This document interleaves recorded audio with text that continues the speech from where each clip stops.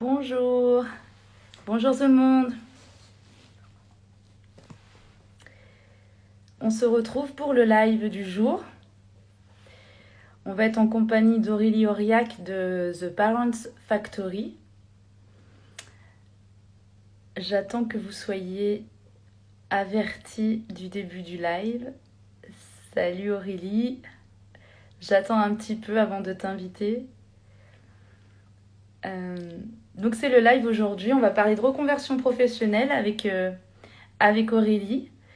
Mais avant, je vais me présenter très rapidement pour les personnes qui ne me connaissent pas ou qui découvrent J'ai du Peps. Donc moi, je suis Vanessa, je suis fondatrice de J'ai du Peps, je suis positive coach, donc c'est-à-dire que je suis coach professionnel certifié et je suis également formée à la psychologie positive. Et ma mission à moi, c'est d'aider les femmes à se créer une vie professionnelle épanouissante et passionnante. Et chaque lundi, j'organise un live. Alors, comme je le disais, aujourd'hui, c'est sur la reconversion professionnelle. Mais comme la semaine dernière, c'était un live autour d'une association qui œuvre pour les femmes. Donc là, c'était Providentiel qui vont ouvrir une maison pour rompre l'isolement des femmes. Il y a aussi le live avec Lucie Carla de Personnalité Recrutement où on croise nos expertises respectives pour aider les personnes à changer de vie professionnelle ou se reconvertir professionnellement, les accompagner, leur donner des conseils, des astuces. Et puis il y a aussi le live écoféminine, donc il y en aura un la semaine prochaine, où en fait là c'est une femme qui présente son projet, qui est autour de l'écologie, de la protection de l'environnement. Voilà, ce sont des différents lives tous les lundis pour nourrir un peu nos connaissances et aussi s'inspirer des uns et des autres. Et c'est exactement ce qu'on va faire aujourd'hui avec Aurélie qui va nous partager son expérience sur sa reconversion professionnelle. Donc, il ne faudra pas hésiter à poser vos questions, à interagir, à laisser vos messages durant ce live. C'est fait pour ça. Donc, j'invite tout de suite Aurélie, que j'ai vue ici. Alors, dans ton commentaire, Aurélie.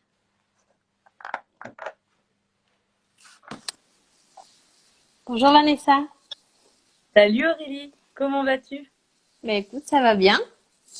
Bon, je suis ravie que tu aies accepté Moi mon aussi. invitation aujourd'hui. Merci de Euh, m'avoir invitée. c'est un vrai bonheur. On va pouvoir échanger sur ton parcours, sur ton expérience de reconversion professionnelle. Donc, je salue toutes les personnes qui rejoignent le live. N'hésitez pas à poser vos questions, à interagir durant le live avec Aurélie. Donc, ce que je te propose, Aurélie, c'est dans un premier temps te présenter, puis présenter ton activité avec The Parents Factory. Ok. Alors moi c'est Aurélie, vous l'aurez deviné. J'ai créé donc The Parent Factory en 2018. Je reviendrai un petit peu sur la chronologie de tout ça tout à l'heure. Ouais. Donc The Parent Factory, c'est une agence de baby planning. Donc je suis baby planner. Donc Kesako, baby planner. En fait, j'accompagne les futurs parents à s'organiser avant l'arrivée de bébé. Donc ça comprend beaucoup de logistique, notamment du choix du mode de garde, aussi tout ce qui est lié au matériel de puériculture, tout ce qui est lié aussi à la mise en place de routines pour le postpartum, tout ce qui est lié aussi aux accidents domestiques, comment les prévenir. Donc, il y a différents domaines, donc tout est répertorié sur mon site et c'est dans l'accompagnement, donc neutre, bienveillant envers ses futurs parents. Il y a aussi des fois des jeunes parents qui reviennent pour quelques mises à jour de matériel de puériculture, mais c'est plus rare, c'est vraiment avant bébé, vraiment. Mhm. Et donc, voilà. Donc ça, j'ai créé The Parent Factory en 2018. Oui. Et depuis la fin de l'année, depuis septembre dernier, j'ai mon centre aussi de formation. Donc, je forme des professionnels ou pas d'ailleurs, ou des personnes qui se reconvertissent à devenir baby planner, donc avec mon centre de formation. Voilà. Ouais, super projet, ça aussi, au niveau de. C'était un gros morceau aussi, hein, l'organisme de formation. Je me souviens que. Oui, Ouais, c'était. Ouais. c'est un Et gros morceau et puis bon, faut se faire reconnaître aussi pour bénéficie aussi d'aide pour les gens pour le financement. Donc, c'est Ouais, bien sûr. des dossiers, c'est des heures de travail. On nous prévient pas, quoi, mais, mais après, ça se passe bien. Ouais. C'est vrai que c'est beaucoup de paperasse, du coup, ça. Ouais, L'organisme de... Ouais, énormément. ouais. Alors, du coup, donc, tu as créé The Balance Factory en 2018. Ouais. Alors, qu'est-ce que tu faisais avant? Qu'est-ce qui s'est passé avant, justement, cette création d'entreprise? Alors, je vais revenir quand j'étais salariée. Donc, c'était en 2012. Donc, j'ai calculé, du coup, ce matin, ça fait déjà 9 ans. Donc, c'est énorme. Je ne sais pas où je vais là. Ouais. Mais bon, c'était On en est dans ce 2012. sens-là, des fois, ouais. C'était en 2012. Et donc, du coup, avant, j'étais assistante manager, donc assistante de direction. Mm. Donc, j'ai travaillé dans différentes entreprises, petites, grandes. Et puis, mon contrat se terminait. Donc, j'avais la possibilité de le prolonger. J'ai choisi de ne pas le prolonger parce que je me retrouvais plus dans ce métier-là. Ça ne m'animait plus. Enfin, j'avais plus cette petite flamme que j'avais pu avoir avant. Et donc, du coup, j'ai cherché. Donc, j'ai profité donc du fait d'avoir des aides pour pouvoir me projeter en fait en tant qu'entrepreneur déjà à la base en 2012. J'avais un projet qui n'a rien à voir avec le baby planning. À la base, mon projet, c'était les voyages mystères. C'était créer une agence de voyage où tu offrais aux gens, voilà, par le biais d'une enveloppe ou plein de petits trucs, un voyage dont ils ne savaient pas en fait les activités, la destination. Enfin, ça allait très très loin dans ma tête. Et, et donc du coup, je me suis fait accompagner donc pour ce projet-là. Donc je pensais déjà entreprendre à cette époque-là. Il s'avère que pour créer dans tout ce qui est tourisme, il faut une grosse enveloppe en fait au niveau garantie. Donc ça s'est élevé à plus de 200 000 euros. Donc pour moi, c'était pas possible du tout.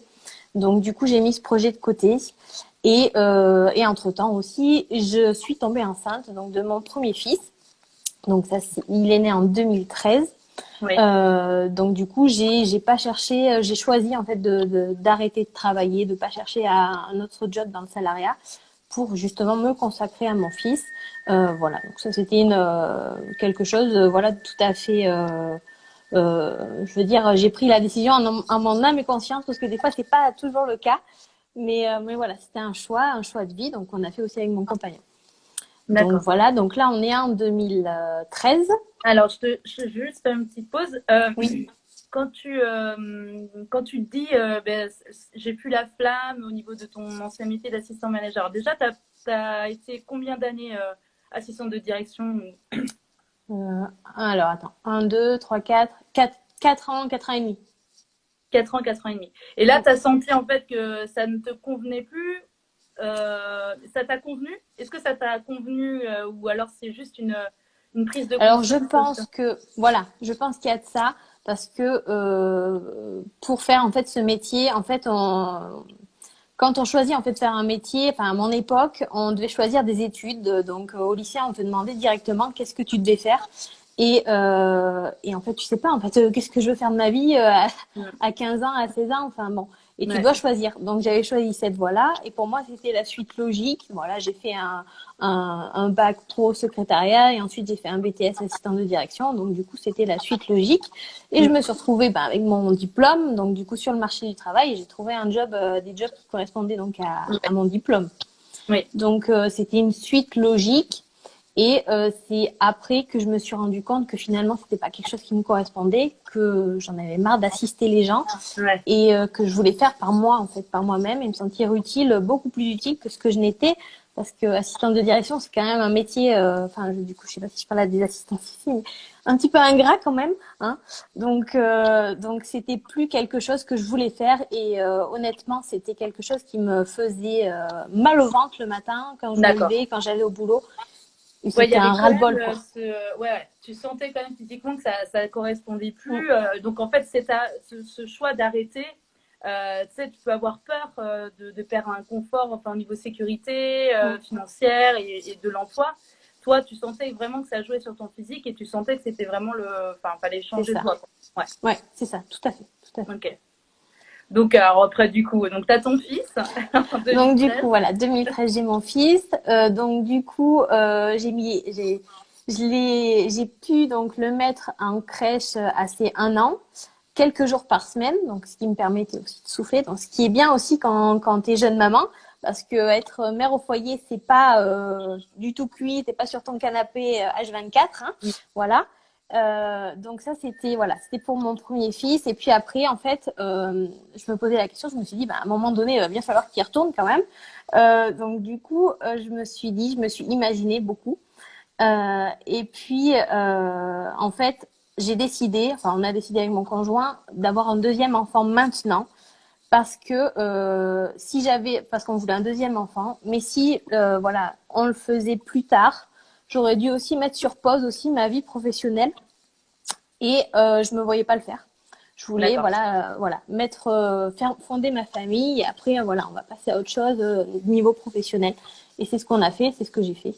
Donc du coup j'ai eu un deuxième enfant qui lui est né en 2016 et lui il allait à la crèche beaucoup plus tôt.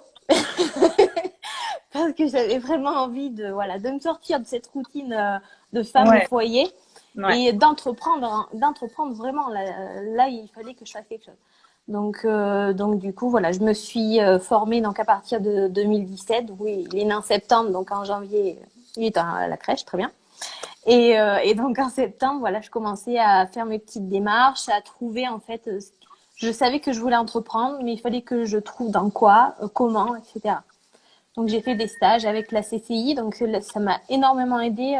J'ai fait les 5 jours pour entreprendre à la CCI. Donc, il t'explique beaucoup de choses quand tu deviens entrepreneur ou quand tu montes une société. C'était super. Et donc, du coup, après, j'étais beaucoup avec des mamans, des jeunes mamans. Il y avait toujours des problématiques qui revenaient et toujours des questions sans réponse. Puis, on avançait. Puis, c'était vraiment angoissant et j'angoissais aussi pour elles. Je me suis dit, c'est pas normal qu'on n'arrive pas à trouver nos réponses. Et du coup, j'ai découvert le métier de baby planner, donc qui était vraiment pas du tout connu en France. Ouais. Et donc, du coup, j'ai creusé ça. J'ai vu qu'il y avait une formation en France et je me suis dit, allez, on y va, c'est ça, c'est ce que je dois faire, c'est ce qu'il faut que je fasse.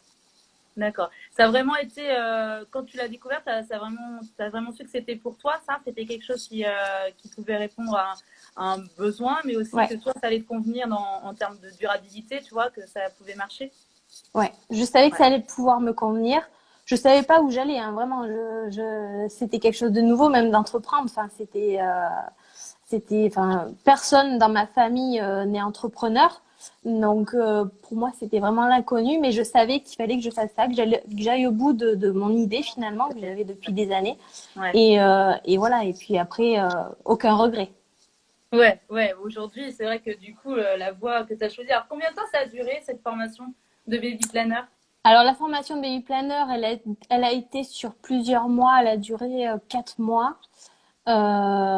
J'ai fait aussi entre-temps une formation à tout ce qui est pédagogie Montessori. Ça m'a permis aussi d'échanger et de voir d'autres personnes qui entreprenaient, des mamans aussi. Enfin, tout ça, ça m'a aidé à faire mon étude de marché aussi quand même, hein. Donc du coup, voilà.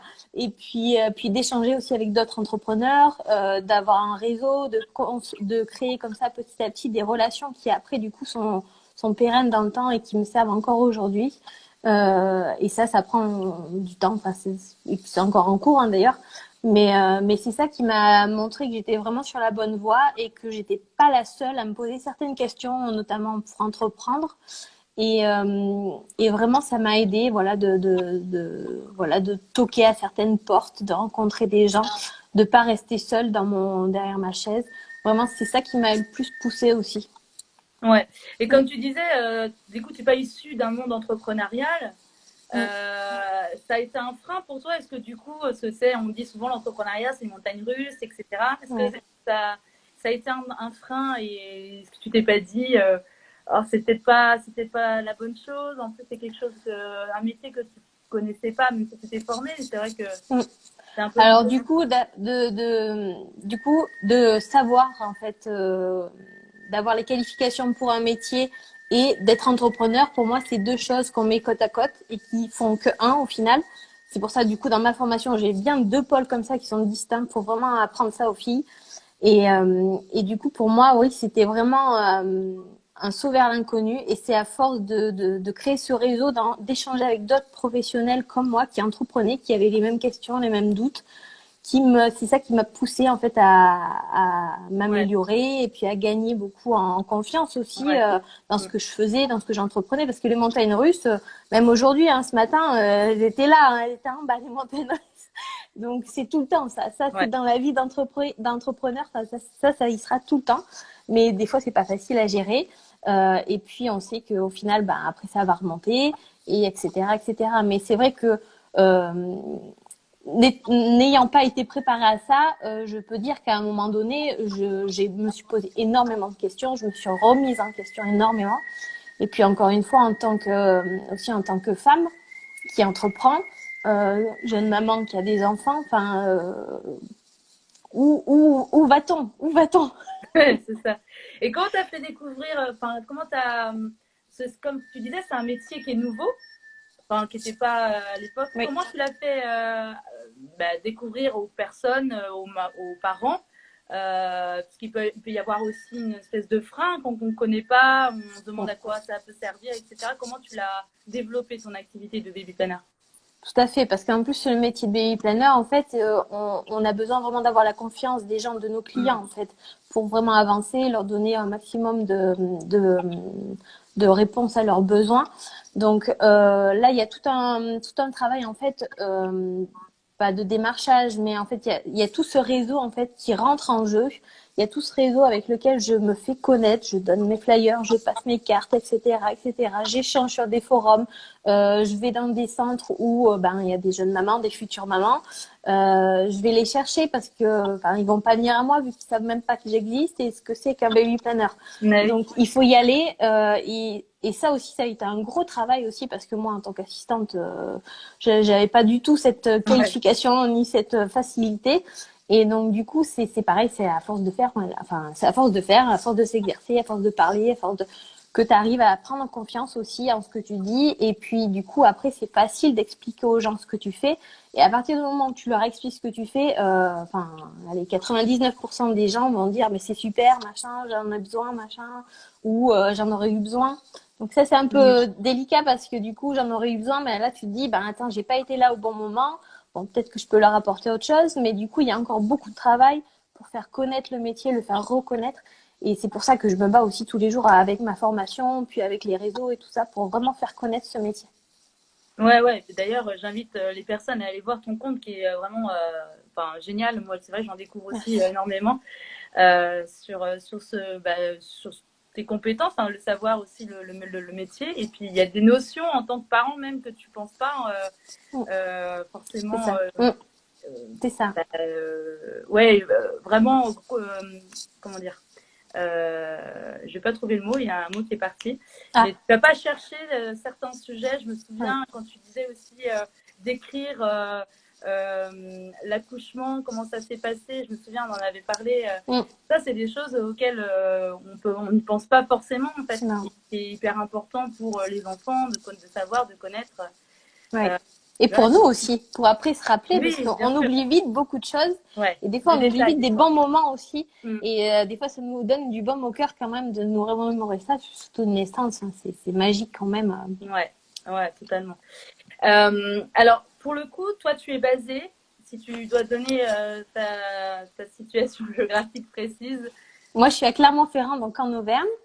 Après, j'ai beaucoup de clients maintenant en visio, donc j'avais aussi une personne sur Bordeaux, voilà. Mais c'est vrai que le pôle formation me prend énormément de temps, donc j'ai réduit un petit peu au niveau des rendez-vous. Bon, ils se sont réduits un petit peu cette année quand même à force des choses, et certaines prestations ne peuvent pas se faire en visio, par exemple comme un audit du domicile ou de la chambre de bébé. Enfin, je peux pas le faire en visio, mettre ma caméra comme ça. Donc voilà, après tout ce qui est recherche du mode de garde, par contre, c'est vraiment localisé juste sur Clermont et alentour. Je peux pas chercher une micro-crèche à Paris ou à Bordeaux parce que je connais pas du tout le terrain. Mais la plupart des prestations, sinon, sont en visio. Et voilà, et force de choses, finalement, la visio, c'est bien aussi. On arrive à se voir et sans les masques parce que des fois, il y a des rendez-vous en présentiel avec les masques. Alors, pour que tu devines vraiment le langage, voilà, c'est difficile. Donc, je préfère quand même la vidéo aussi, tu vois. Pour ça, tu vois les sourires, tu vois les mouvements du visage. Mm. Alors, pour la formation, pour le côté formation, donc là, tu as eu une session qui a été ouverte en février, il me semble. Oui, il y en Ça. a eu une en septembre, là, il y en a une en février, Et donc, une la autre en prochaine. mai. En mai. D'accord, d'accord, en mai. Et donc, ça, au niveau de l'inscription, ça se passe en ligne. Il faut aller sur ton site internet pour les personnes qui seraient intéressées pour faire du Oui. baby planner. C'est ça? Oui, oui, c'est ça. Donc, vous allez sur le site, il y a un formulaire à remplir. Ensuite, je vous envoie donc le programme détaillé, comme ça vous regardez un petit peu, voilà, si ça vous convient, si c'est quelque chose qui vous plaît. Enfin, parce que des fois on voit beaucoup de choses et on voit qu'au final, bah, ça nous plaît pas, peut-être après avoir signé quelque chose. Donc c'est un petit peu contraignant. Donc là, c'est vraiment tout est détaillé et ensuite après, je vous envoie le dossier d'inscription et voilà, et vous vous inscrivez comme vous voulez. Et en plus là, la formation est en libre visionnage, ça veut dire que toute personne peut la visionner à n'importe quel moment, à partir du moment où elle est inscrite. Tous les lundis, ils vont recevoir des liens avec les cours, les PDF, toutes les ressources aussi. Donc, c'est vraiment très facile d'accès finalement. Alors, je ne sais pas si les personnes présentes, il y en a qui sont intéressées justement pour découvrir cette formation. Alors, moi, je voulais savoir, du coup, c'est toi, tu t'en es rendu compte quand tu as fait quand toi, tu as exercé ce métier de baby planner, qu'il y avait des demandes, en fait, en tant que, autour de toi, qui s'intéressaient à ce métier-là, et c'est dans ce principe-là que tu as créé cet organisme et cette formation? C'est ça. J'avais beaucoup de messages aussi sur Insta, donc des personnes Ouais. qui me disaient vous faites un super boulot, enfin j'aurais rêvé de faire ça, enfin etc etc. Et toujours dans cette démarche de vouloir encore plus faire connaître le métier, plus on sera nombreuses en fait et nombreux. Enfin bon, pour l'instant j'ai que des femmes. Oui. Ben plus on sera reconnu, plus les gens sauront voilà qui on est et feront appel aussi à nous. C'est comme ça qu'on arrive à démocratiser un métier, à créer aussi des demandes et c'est comme ça qu'on pérennise une activité aussi. Ouais, c'est ça, exactement. C'est ton chien qu'on a entendu là? Oui, c'est mon chien. Il dort juste en dessous. Ah, Je voudrais pas qu'il se réveille, sinon il va me sauter dessus. un beau petit chien en tout cas. Je l'ai vu, il est craquant. Je ne sais pas s'il y a des questions. Moi, en tout cas, je pense que on voit bien la transition. En fait, moi, ce qui était important, je trouve que dans la reconversion aussi professionnelle, je ne sais pas si toi, tu as un message à dire aux personnes qui peut-être n'osent pas franchir le cap de la reconversion professionnelle, parce que ce qui est normal, il y a des peurs, il y a un peu l'inconnu, on ne sait pas vers quoi on s'oriente. En plus, toi, tu as choisi la voie de l'entrepreneuriat, qu'on peut se reconvertir, mais en étant salarié également.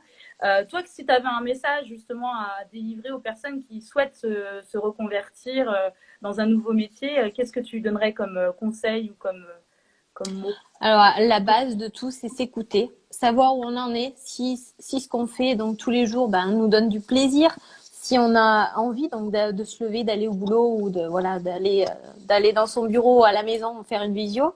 Mais voilà, c'est toujours la même chose, c'est savoir ce que l'on veut et on peut très bien s'épanouir au fur et à mesure du temps dans un métier. Mais la plupart du temps, si on suit la logique de l'école, comme moi je l'ai suivi, c'est le métier finalement qui vous choisit, c'est pas vous qui choisissez le métier.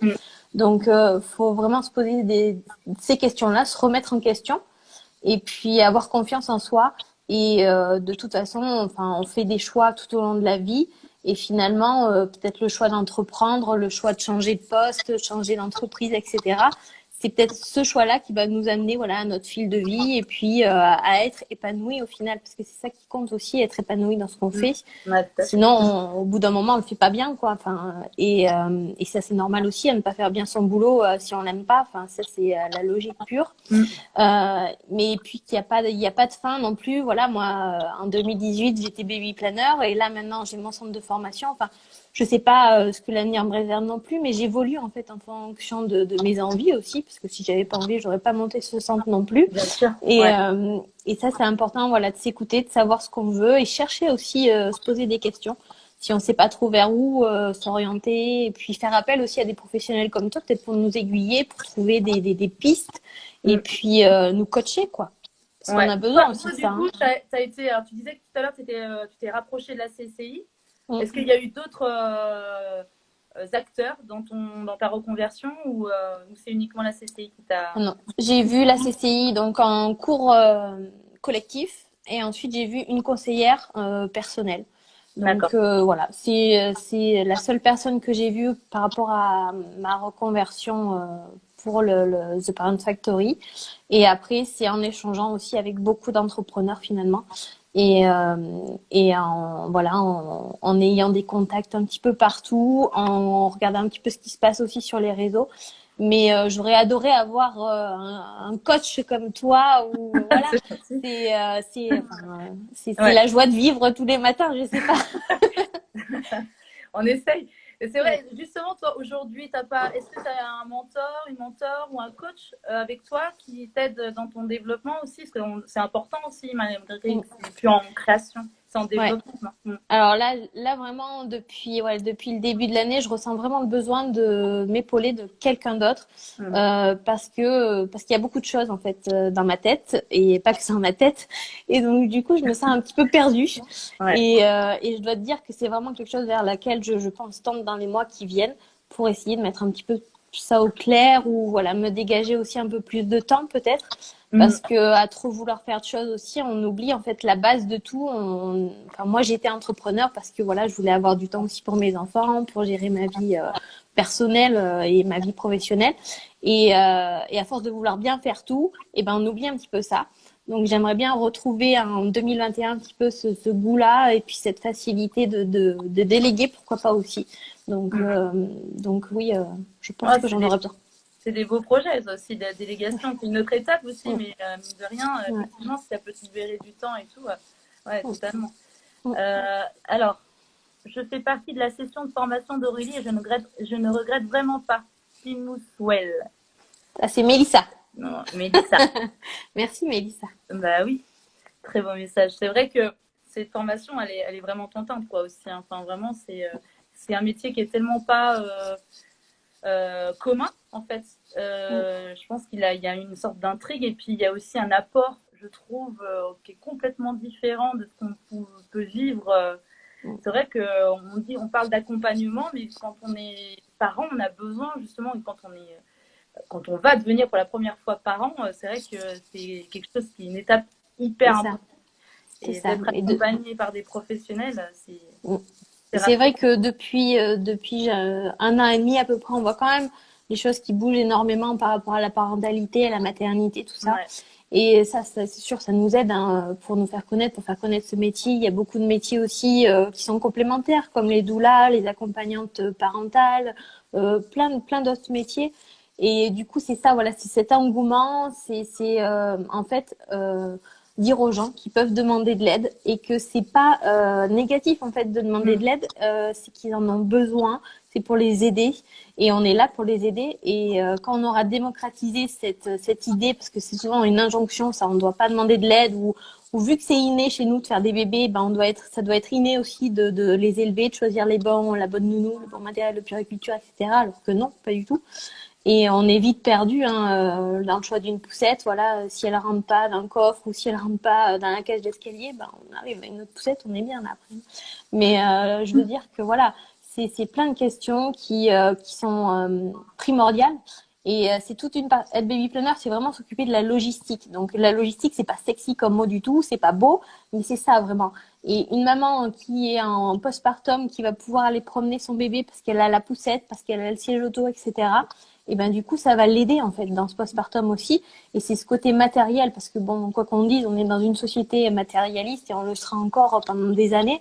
Et c'est se raccrocher en fait à une poussette, à se dire ben c'est bon, j'ai ma poussette, j'ai mon siège auto. Ça va du coup la conforter donc dans ce qu'elle fait et elle va prendre confiance et puis ça va bien se passer, la balade, etc., etc. C'est plein de petites choses comme ça à mettre en place d'un côté logistique qui aide beaucoup les parents. Et toi, du coup, comme tu as eu tes enfants avant de faire cette formation, c'est quoi Ouais. ton recul par rapport à ça, ta prise de Bah, recul? je me suis dit, bah, j'ai pas fait trop les bons choix des fois, ça c'est sûr. Ouais. Mais après, je dois dire que être maman, ça m'a ouvert les yeux sur voilà, des questionnements, des réponses que les personnes n'avaient pas, que moi non plus je n'avais pas. Ça m'a ouvert les yeux sur ça par rapport à la maternité. Mais tu vois, la première session, il y avait une jeune fille qui n'est pas maman en fait, qui a suivi la formation. Et c'est pas parce qu'on est maman qu'on devient baby planner finalement. c'est être maman, ça nous apporte bien sûr un plus dans certains peut-être produits, etc., une expérience autre, Mhm. mais ça n'empêche pas en fait pour devenir baby planner. Une sage-femme, elle va faire des accouchements ou elle va s'occuper de femmes enceintes avant même d'être enceinte sans doute. Oui, Enfin, oui, oui. voilà, Mm. c'est pas parce qu'on est maman qu'on devient baby planner. Voilà. C'est souvent que j'ai cette question-là. Est-ce que vous êtes maman? Et ça arrive direct en fait, Ouais. juste après que j'ai présenté le métier. Donc c'est Ah, pour t'as ça vu, que j'ai ça me attendu un petit peu, moi, pour dire. c'est ça, c'est ça, c'est ça. Mais voilà, ça empêche pas en fait. On peut être Ouais, baby ouais. planner à n'importe quel moment de la vie finalement. Non, mais justement, là, tu dois en plus conforter ton choix en te disant, bah oui, j'aurais eu ça, moi aussi, comme tu disais. Ouais. J'aurais eu ça à ce moment-là, quand j'ai eu Mm. mes enfants. Effectivement, les choses auraient été différentes, forcément, mais C'est ça. tu ressens les choses, les besoins d'aujourd'hui, et comme quoi Mm. ça aide. Et c'est vrai que ça reste logistique, mais c'est tellement, tellement, tellement important, en fait, cette Ben, c'est partie-là, ça. quand on devient parent, que. Mm. Ouais. Ben voilà, et puis en plus, moi j'ai un réseau, donc je conseille à chaque fois aux filles de la formation de construire vraiment leur réseau pour ensuite aiguiller les parents vers d'autres professionnels de confiance. Donc ça, c'est des professionnels qu'il faut rencontrer, qu'il faut tester des fois pour vraiment les aiguiller là où il faut. Je parle d'ostéopathes, de microkinés, naturopathes, etc., qui sont vraiment en lien et qui leur apportent aussi des réponses à leurs questions que nous, en fait, on peut pas répondre à certaines questions, Ouais, certains d'accord. besoins. Donc, il faut après déléguer à d'autres personnes. Et du coup, là, c'est quelque chose qui est vraiment nécessaire, surtout après, quand on prépare le postpartum, de construire ce carnet d'adresses. Et ensuite, ils sont beaucoup plus sereins aussi, parce qu'ils ont juste à chercher dans leur calepin l'adresse voilà, de l'ostéopathe, etc. Enfin, Ouais. c'est ça, Ouais, c'est super. ça, c'est ce que tu dis depuis le début. C'est vrai que c'est quand même le réseau, de bien Mm, s'entourer. Même quand tu vois, on est dans cette reconversion professionnelle, tu parlais de ça aussi. mm. C'était important Oui, pour justement, parfois, quand il y a des moments un peu plus bas, ben, d'avoir du monde autour de soi qui nous stimule et qui nous aide à avancer, en fait. c'est ça, c'est C'est ça. C'est quelque ça, chose c'est qui est. important. Des fois, on peut faire de mauvais choix aussi, ou des fois, voilà, on se rend compte que certaines personnes ne nous correspondent pas tout le temps. Mm. Mais c'est bien de ne pas rester en fait dans l'inaction. Il faut toujours agir, il faut toujours essayer. C'est ça entreprendre finalement. Enfin, tous les matins, tu vas peut-être faire un autre truc différent. Oui. Toi, à l'intérieur justement, bon, c'est depuis septembre, la formation, il y a un petit réseau de baby planners du coup qui se Ouais. crée à l'intérieur de ta formation aussi, Mm. j'imagine. Ouais, Ouais. ouais, ouais. Bah là, elles vont être 6 à la fin de la session. Donc, à la fin de cette session-là. Donc après, c'est le but aussi, c'est d'avoir tout de référencé sur un site internet, donc qui concerne que les baby planners, donc qui sortent de ma formation, et donc d'avoir un endroit où vraiment faciliter l'accès pour les personnes, pour les particuliers, pour trouver un baby planner qui est formé donc par une agence de baby planning en France. Donc ça, c'est vraiment une volonté aussi. Donc j'attends d'en avoir un petit peu pour vraiment avoir une carte Ouais. un peu de France avec plein de Ouais. petits pictos parce que c'est dans toute la France. Là, voilà, j'en ai dans le nord, dans le sud. Enfin, donc, enfin, bon, ça, Génial. c'est Je trouve génial, ça c'est génial. génial. Mm. Ouais. Non, mais bravo pour ça. C'est une superbe Merci. initiative. Je trouve ça Mm. génial. Non, mais Merci. voilà, moi, je suis contente que tu aies Moi partagé aussi. ça et d'avoir échangé avec toi. Franchement, c'est top. Merci beaucoup Merci d'avoir Vanessa. partagé ton expérience sur cette reconversion professionnelle et d'avoir partagé cette activité qui est vraiment naissant, mais qui a un gros besoin au niveau des parents. Donc, Mm. bravo pour ça. Et puis, Merci. ben, s'il n'y a pas d'autres questions, ben, écoute, je vais te laisser et te dire encore un gros merci et puis te souhaiter une très belle semaine ensoleillée normalement.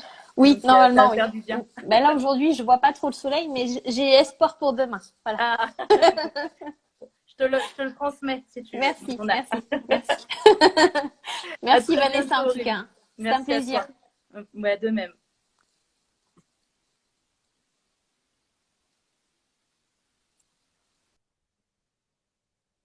Et voilà, donc le live avec Aurélie vient de se terminer. J'espère que ça vous a plu, ça vous a inspiré. Si vous avez eu envie de lui poser des questions, bah, vous allez voir sur son compte Instagram, je l'ai épinglé, The Parents Factory. Aurélie, elle vous répondra et vous verrez aussi son compte qui est très sympa. Il y a beaucoup, beaucoup d'informations et de conseils vraiment très intéressants. Et puis, bah, du coup, on se retrouve la semaine prochaine pour le live écoféminine, donc avec une femme qui porte un projet autour de l'écologie.